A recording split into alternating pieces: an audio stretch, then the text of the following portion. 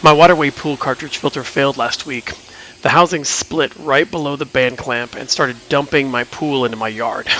The replacement part was about $1,200. I wound up fixing it for about $320 just by replacing the cracked housing and moving over all the components from the old unit to the new one. This is the original unit after it cracked and before I disassembled it. This is the bottom of the housing, which cracked with all the components removed.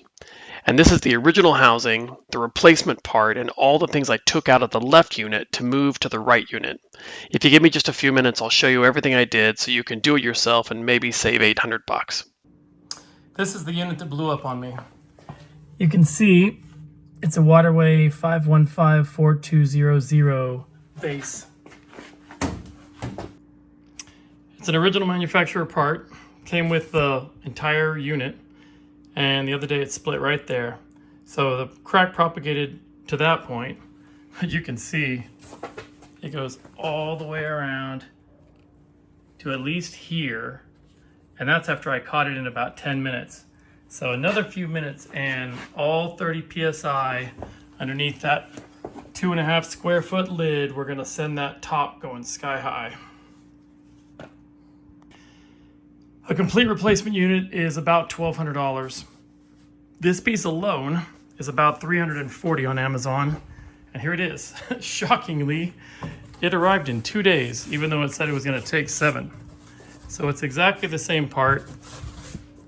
Comes with the little stickers, and it is the 5515-4200. This housing is from a 425 square foot cartridge filter. Those are the filters that go on the inside. But my research indicates that this is the same bell housing that goes under the DE filters and several other models. So as long as you can match up that interior part number, you should be fine using these same instructions. I have a friend who's a pool guy, and he said that this is a very well-known defect in these parts. The part that I got as a replacement is 550-4407. That doesn't exactly match the part number at the bottom that says 515-4200, but that 515-4200 does exactly match the other one. So he says that they upgraded this part because it was known to have exactly the failure that mine has. And he says that this was given away for free by the pool stores because of the known defect in the other part, and they only recently made you start paying for it. So I missed it by a little bit, and I had to pay $340, but that's still better than $1,100 or $1,200. The whole rest of the filter works great. There's nothing wrong with it except that one crack in the bottom bell. So my pool friend convinced me to take all the stuff off of the original filter and then move it over to this bell housing. So with a little bit of work, it could save me $800 to $900. And so I already took the pieces off, but I'm going to show you exactly how I did it, the things to be careful with, and hopefully you can buy this same part and save yourself the same money. Taking everything off the old unit is really pretty straightforward, except these two pieces. Both of these go on the couplers at the front. One is the inlet and one is the exhaust. Each of them has a coupler that looks like this. And that's exactly the trouble. So this is the exterior coupler, and this goes on the inside, and it mates to each one of those two parts. This coupler is about 4 inches across. So the trouble really is getting a good grip on it in order that you can uncouple it after it's been sitting in hard water and getting more and more stuck. So this giant pair of channel locks on its widest setting hits very nicely on the flats of that 4-inch nut. This is just a big set of Home Depot channel locks. They're 17 inches in length.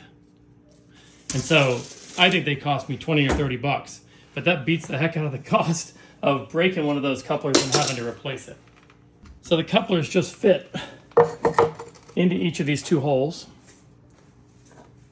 And then this piece goes at the very bottom. And this was the hardest part because this just threads into the inside of the white section, and it turns pretty easily when you first get the part and everything's nice and clean. But as it gets corroded, it's not so easy. So when you use the channel locks on this piece, it'll twist this entire thing. And I didn't want to put torsion on the bottom of it, having it pry up when I cranked on this. So I got another smaller pair of channel locks, held gently onto the white collar inside there and then turn the outside. And I was able to get it without putting undue stress on it or cracking the outside coupler. Then there's this piece, which goes to the top. It's the same situation, and because you can get a pretty good handle on it, this one's pretty easy. You just get the channel locks on here, crank it off, it comes right out. The manifold for all the cartridges just fits all the way at the bottom of that. And then of course you've got the piece that goes on the top of the cartridges. But that's all there is to it. So I'm going to put these pieces back on the other unit, make sure it's all working, and then see how it works. Before we get started, notice that the only thing that comes on the new unit is some stickers to tell you where the inside inlet and outlet are. And then you get a new cap for the drain plug. So other than that, everything has to be harvested from the old filter. I was wondering how long I got out of this filter, and I can't remember when I actually installed it. But I can see on the inside that there's what appears to be a manufacture date of 4/8/15. I don't know how long it sat in stock before I purchased it, but the one that I just got has a similar mark on the inside that says 12/12/23. So I might have gotten 8 years out of this thing before it exploded. The first thing that's got to go in is the inlet pipe at the bottom attached to the lower coupling. So I'm cleaning everything up with a nylon brush to get the threads clean because I don't want to have any trouble with things slipping together like I did trying to pull them apart. I took both the couplers and cleaned them with a nylon brush because there was a lot of dirt inside all the threads. Even though they're internal to the machine, I guess it must be what works its way into those threads over years and years of swirling dirty water.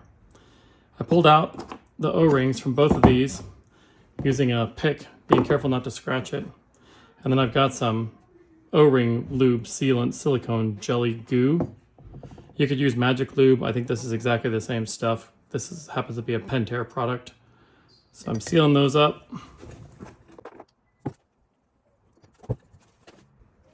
I'm giving the same treatment to the O-ring that goes underneath the manifold.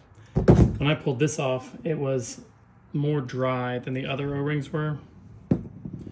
I wish I had another one, but it's still obviously an O. It hasn't broken. And I washed it, and now I'm lubing it up like crazy to try and restore some of its life.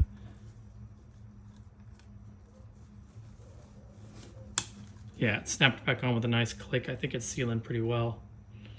So I'm going to trust that. That's one of the things you get if you spend $1,200. You get some new O-rings, but I think this is still fine. All right, this guy goes at the bottom. It's got a nice little stand for the bottom of the tank.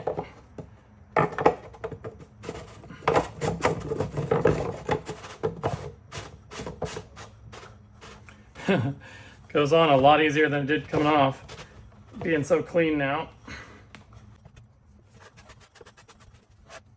Okay, I want to not put too much torque on this, but at the same time I don't want to chase 100 leaks when I get it back together again. So I'm being careful not to squeeze hard on this part and only going around there. That was about an extra third of a turn. The base inside is nice and level. Make sure this piece right here is horizontal. So the next piece is the manifold, and it's got to go have this opening fit on top of that O-ring. So I need to clean it too because it's a little bit rough. I'm going to go scrub it up for a minute and then put it on there without messing up the O-ring. Okay, I got this section nice and clean. I'm taking just a little more of the magic lube because I don't want to have it steal too much from my O-ring.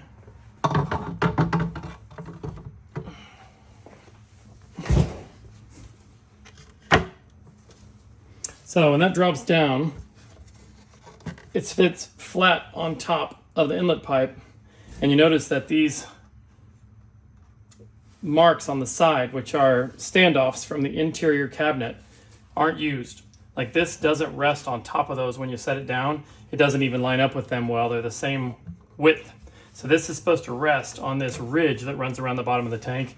Maybe those detents are used for a DE filter or something like that. I don't know. I just realized I've been saying inlet and outlet backward.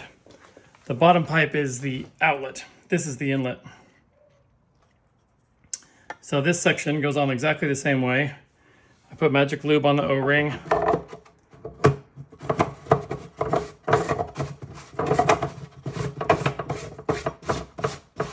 It has a nice little spot right there that helps you align it. Gets stuck right there. That's probably why I had an easier time taking the top piece off. Because if you can see right there, there's a couple of those detents, just like these ones that are around the rest of the tank, that hold it firmly in place when you're twisting on it. So I'm going to put just a little more torque on it with the channel locks. Being careful not to crush the nut, and also not to apply too much torque with this 17-inch leather arm that I got. That looks good. These are the couplings for the inlet and outlet to my pool equipment. And there's a couple of O-rings here that are critical to whether or not it seals tight against the couplings on the outside of the housing. So I'm taking them off with my pick again, being very careful not to tear them.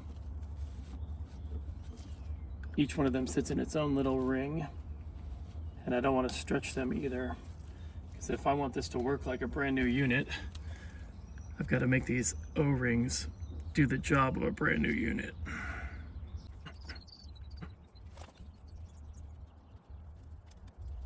It's almost easier to take the back one off first, because then it goes over the front one without getting stuck in the detent for the first O-ring.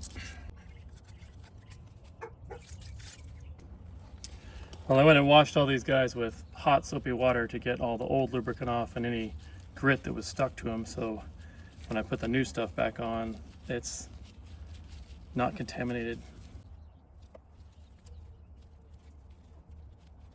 And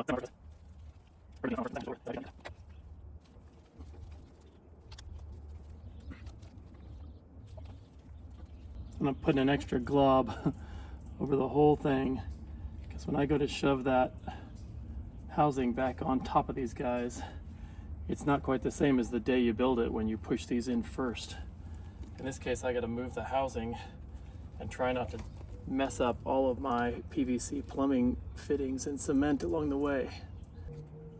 I cleaned off the concrete pad that I almost forgot was underneath this thing, because it had 2 inches of mulch from the lemon tree on top of it. And I worked the bottom of the housing back into that space. Now I've got to turn it and align it with those couplings. One thing I want to do first is try and make sure that the grit that's trapped inside the collars is as clean as I can get it. They don't come off once these are cemented onto the couplings. So I'm just taking a nylon brush and clean water and trying to make sure that when it goes to thread on to the outside of the housing fittings, it doesn't get jammed up by grit and years of blown in dust. My pool guy friend said I'm supposed to tighten these down by hand and then just a little bit more with the channel locks if they leak. So I want to make sure that where they stop when I'm tightening them isn't determined by the dirt. And you can see, looking at that was clean water when I started, and it's already filling up with gunk just from the inside of these. All right, that should do it.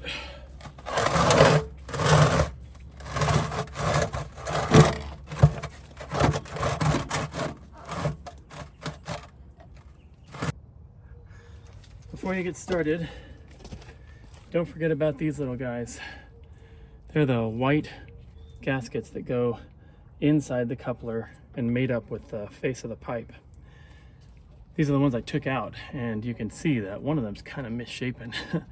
I'm almost positive they were the same material to start with, and so my suspicion is that this one is kind of breaking down because of its proximity to my chlorinator. I think that my chlorinator tubing, which runs in right here, is letting highly chlorinated water sit on this pipe and probably cause that O-ring to fall apart.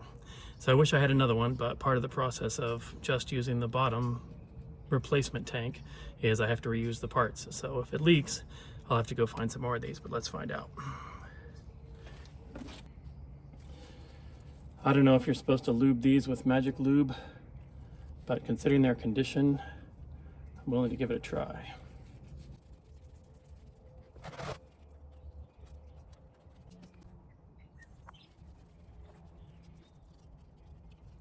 So the bottom one fits in there perfectly. The top one is buckled. See that right there? It's bigger because of its stretching.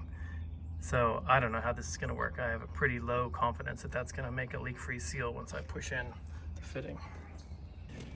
All right, I took that O-ring in there as best I can, hoping that it'll flatten out under the pressure of the coupler.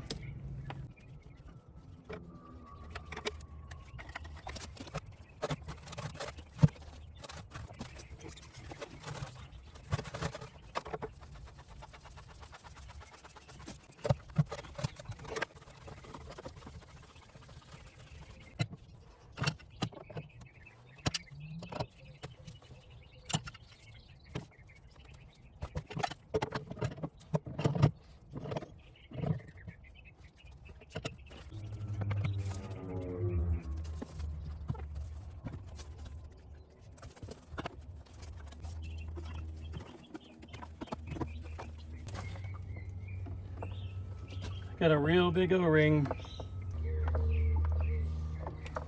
This always takes a long time.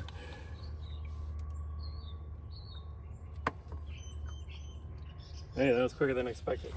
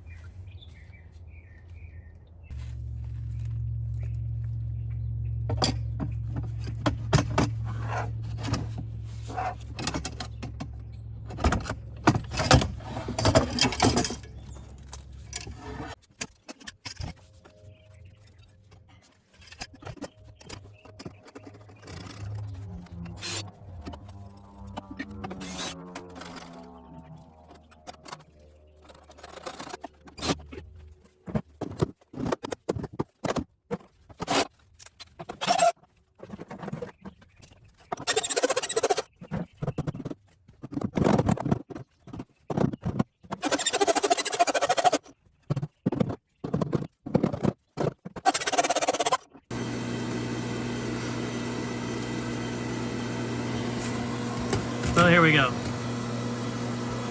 If it leaks, or if it shoots off into the sky, he'll be here with me.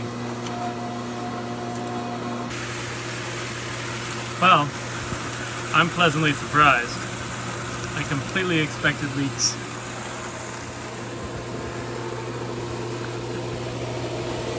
This is the union with the bad O-ring, the union with the good O-ring. Band clamp didn't blow off and shoot into space. And I'm running about 20 psi right off the top with clean filters. You can see the little decrement that tells me when it's time to clean the filters now goes up as high as 30. My pool guy says that's a lot for this filter, and it has to do with me having an N4 cleaning system. But there it is for now. Nothing's leaking. Everything's running. I'm going to back away to a safe distance and let it run for a few hours. Thanks for watching.